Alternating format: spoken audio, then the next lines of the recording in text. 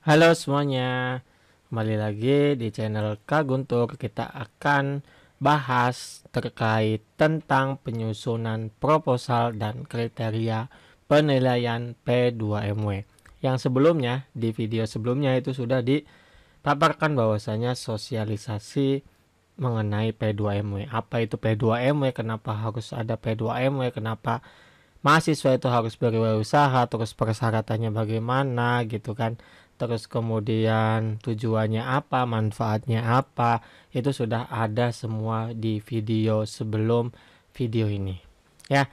Dan sekarang kita akan langsung saja masuk ke dalam penyusunan proposalnya. Bagaimana penyusunannya, bagaimana kriteria penilaiannya, kita akan bahas tuntas di channel ini dari sumbernya itu adalah Belmawa atau langsung P2MW, Program Pembinaan Mahasiswa Wirausaha. Oke, di sini yang memang di video selanjutnya saya itu pernah bilang bahwasanya ada KBMI sebelum ada P2MW, dan inilah perbedaannya ya. Jadi perbedaan itu pas di KBMI itu ada usulan kelompok usaha mahasiswa maksimal 20, untuk usaha 6 bulan ya, harus 6 bulan. Terus kemudian bantuan usaha mahasiswa laporan langsung ke Belmawa. Namun ini ditransformasikan ke dalam program P2MW, yaitu yang pertama proses seleksi usaha itu melalui internal PT, bukan lagi ke Belmawa. Karena pengen adanya kolaborasi, jadi PT ini harus mempunyai andil gitu terhadap program-program mahasiswa. Terus yang kedua, usulan kelompok usaha maksimal 6 ya, usaha maksimal 6 loh ya, ingat. Cuma 6 ya. Di sini cuma 6, satu loh, satu PT ini. Keren ini ya. Bantuan manajemen dari PT, nanti ada yang membantu di PT itu seperti yang ngurusnya lah gitu lah ya, manajemennya gitu.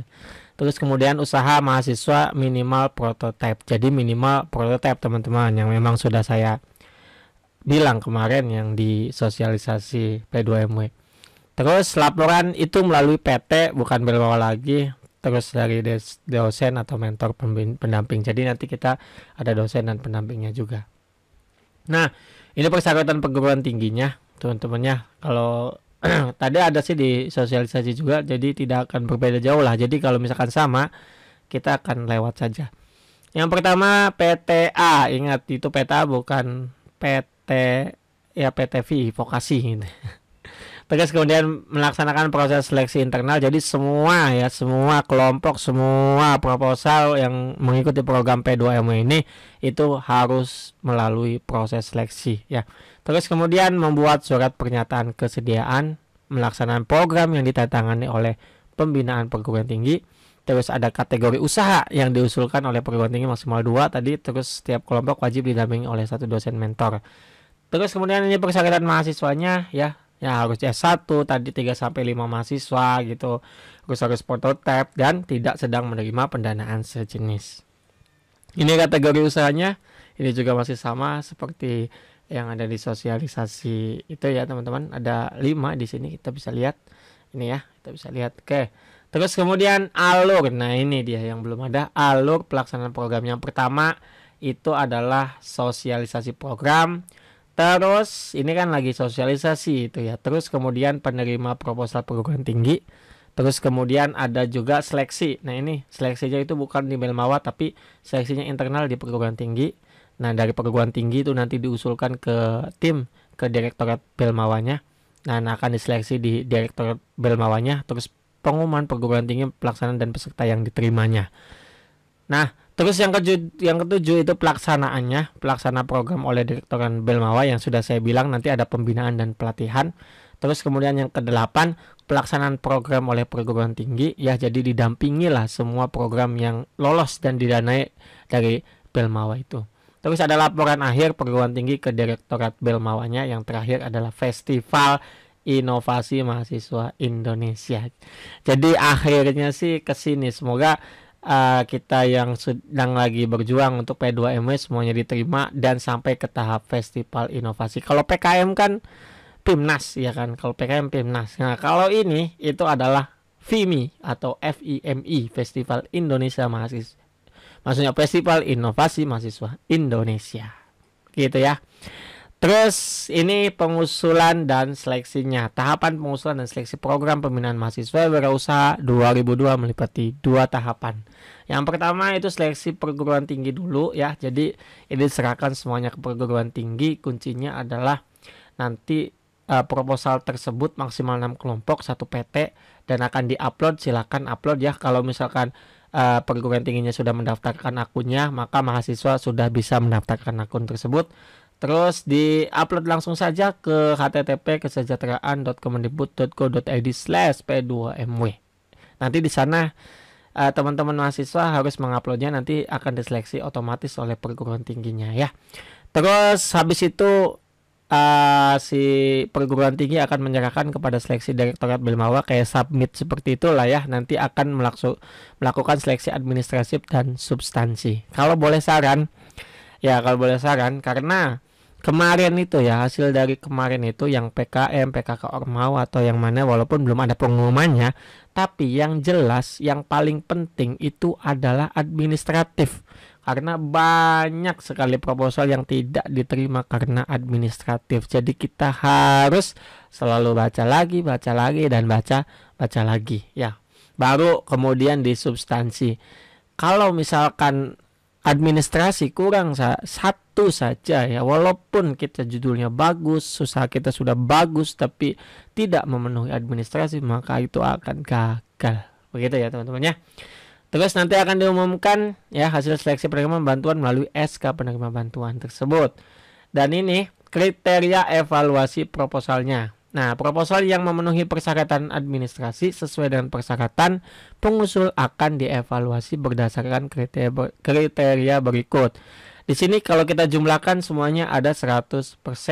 Jadi nggak mungkin lebih dari 100%. Nah, nanti ada noble purpose, terus konsumen potensial, terus ada sumber daya dan produk. Jadi di sini ya kita ambil yang paling tinggi tentunya ya, persentase evaluasi proposal yang paling tinggi. Yang pertama adalah potensial untuk konsumennya itu bagaimana ya, apakah memiliki potensi besar di pasar ataukah tidak gitu, karakteristiknya apa, permasalahannya apa, itu harus diceritakan lah semuanya biar clear semuanya ya. Nah, produk ini ya, produk juga 30%. Jadi yang saya sudah bilang kemarin, kalau ngambil makanan dan minuman harus unik. Nah, di sini sumber daya dari ininya harus jelas juga ya, apakah memang ya dari prasarana, sarana, non fisik atau yang lainnya juga, kemampuan pengelolaan, nah laporan laba rugi, arus kas dan yang lainnya itu dijelaskan di sini. Nanti inilah yang memasuki seleksi substansinya akan dinilai dari ini. Terus kemudian jadwal pelaksanaannya, sosialisasi itu bulan April ya. Hari ini adalah ya bertepatan pada tanggal berapa sekarang ini, Pak? Tanggal 30 ya. 30 April, masih April ini ya. Jadi sosialisasi itu di bulan April. Kemudian seleksi PT itu adalah seleksi perguruan tinggi. Nah, kabarnya itu diundur ya sampai Juni, 5 Juni sampai 5 Juni. Lo ingat lah, sampai 5 Juni ya. Jadi seleksi internal perguruan tinggi sampai Juni. Terus kemudian di sini April Mei pengusulan program tinggi ke Direktorat Belmawanya. Terus kemudian Juninya ini ya, Juninya nanti ya kemungkinan Juni juga langsung diseleksi di Direktorat Belmawanya ya. Jadi ini itu ada pengunduran karena sosialisasi dan sekarang juga mau Idul Fitri dan lagi libur, kampusnya juga akan masuk di tanggal 9. Jadi artinya ya mungkin diperpanjang sampai 5 Juni itu untuk ya tidak membebani lah ke semua mahasiswa atau dosen masing-masing ataupun di perguruan tingginya. Terus pengumumannya juga di Juni. Oh, ini sangat cepat ini ya. Kalau PKM sekarang aja belum ada pengumuman, tapi kalau di sini itu sangat cepat ini ya. Juni sendiri akan mengeluarkan kemungkinan kalau ngaret-ngaretnya Juli awal lah ya. Terus kemudian ini Juni November pelaksanaannya. Terus Juni November juga akan melaksanakan program perguruan tingginya juga. Terus Novembernya itu ada pelaporan akhir dari perguruan tinggi. Terus November, nah ini sama-sama November nih, nanti ada festival dan awarding ya. Jadi di sini nanti ada penghargaan ya, semodelnya juara 1, juara 2, juara 3 ya. Nanti dapat medali emas, perak, perunggu, kan itu kan waktu di PKM seperti itu. Mungkin ini juga sama ya. Nah, di sini alokasi teman-teman. Nah, ini nggak jelas ya. Jadi saya bacakan saja. Alokasi dan pendanaan itu, setiap perguruan tinggi dapat mengusulkan maksimal 6 proposal tadi. Terus kelompok mahasiswa dengan besaran bantuan maksimal 20 juta. Jadi satu proposal itu 20 juta. Dengan persentase yang harus dilakukan adalah 80% untuk pengembangan usaha mahasiswa dan 20% manajemen pengelolaan bantuan. Jadi satu proposal ini teman-teman bisa untuk mengembangkan usahanya itu sebanyak 16 juta. Sisanya 4 juta itu untuk perguruan tinggi, untuk mengelola gitu, untuk memanajemen. Karena ada tugas tadi dari untuk perguruan tingginya adalah memanajemen gitu ya. Jadi dana 4 juta itu tidak termasuk untuk di ininya ya. Boleh tidak termasuk di RAB. Jadi kalau mau RAB ya, kalau RAB kayak kita membuat RAB itu berarti kalau kita pengembangan usaha mahasiswa itu sebesar 80% dari 20 juta yaitu 16 juta. Kalau mau masukin RAB untuk manajemen pengelolaan bantuannya ya itu untuk kampusnya yaitu 20% yaitu 4 jutanya. Begitu ya teman-temannya. Oke, terus kemudian alokasi dan pendanaan. Alokasi dan pendanaannya ini ada yang dibolehkan dan ada yang tidak diperbolehkan. Ini dana manajemen pengelolaan bantuan maksimal 20%. Nah ini yang 20% itu honor mentor pendamping. Nah itu PKM kan nggak boleh. Kalau ini boleh ini ya, honor mentor pendamping. Kalau saya sendiri seneng ini kalau melihat honor mentor pendamping ini ya.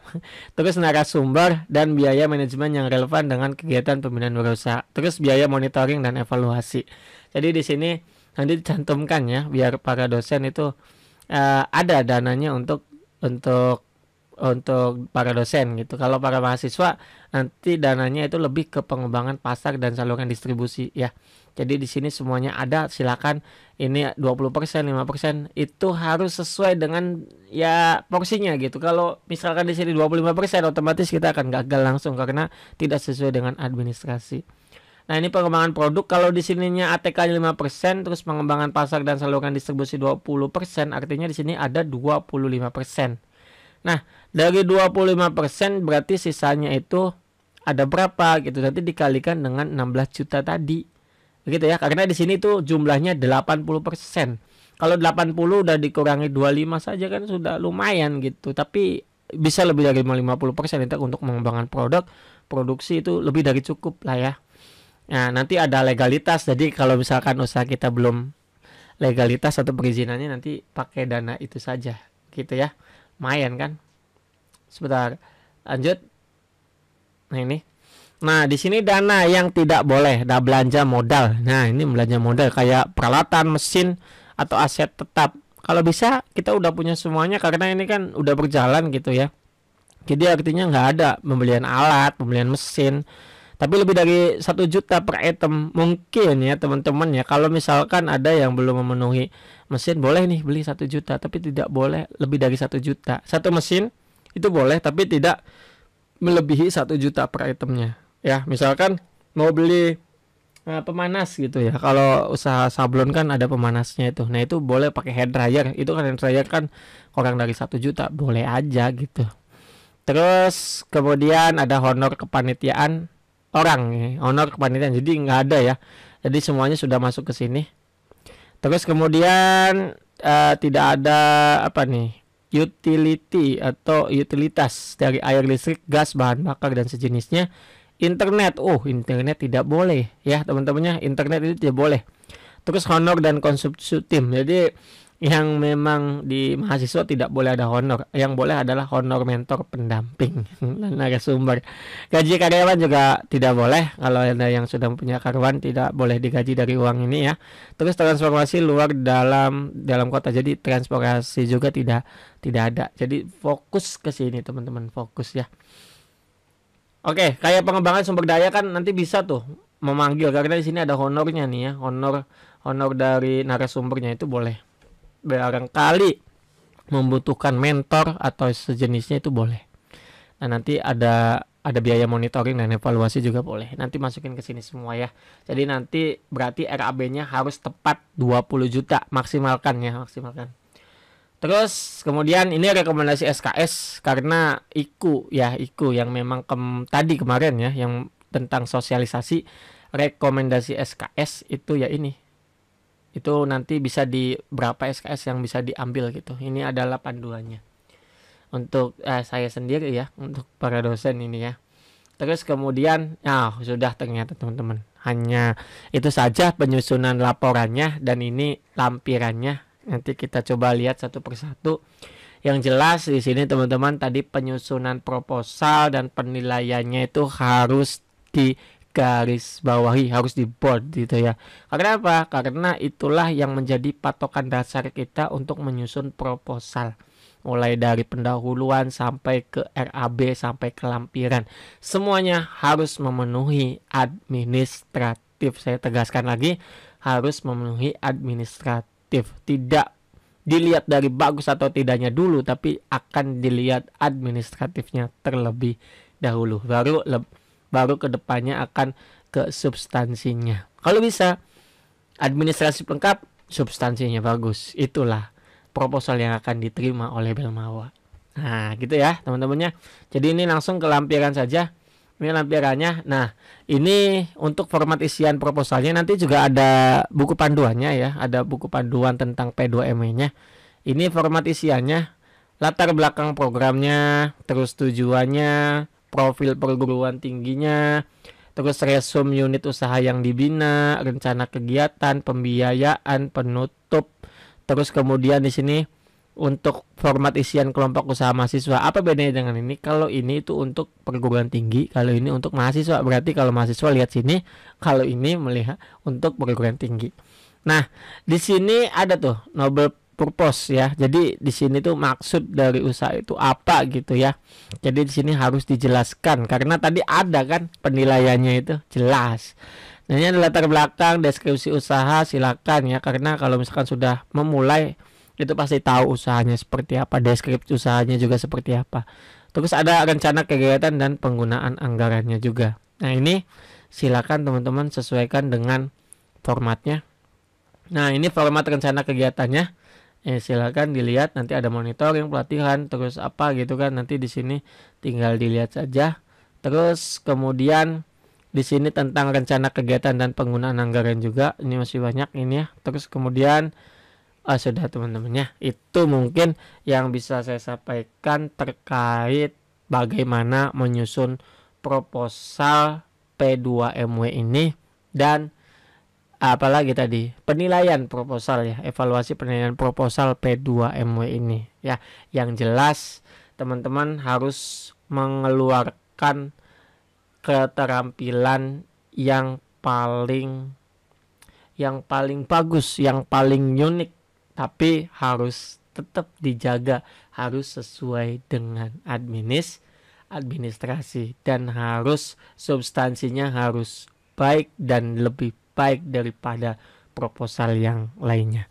Mungkin itu saja dari saya, kurang lebihnya saya mohon maaf. Nanti video akan selanjutnya saya akan bahas tentang bagaimana mendaftarkan akun PT dan bagaimana mendaftar akun mahasiswa di P2MW. Apakah masih menggunakan yang KBMI linknya atau ada yang baru? Nanti kita akan bahas di video selanjutnya. Oke, saya undur diri, saya pamit. See you next time.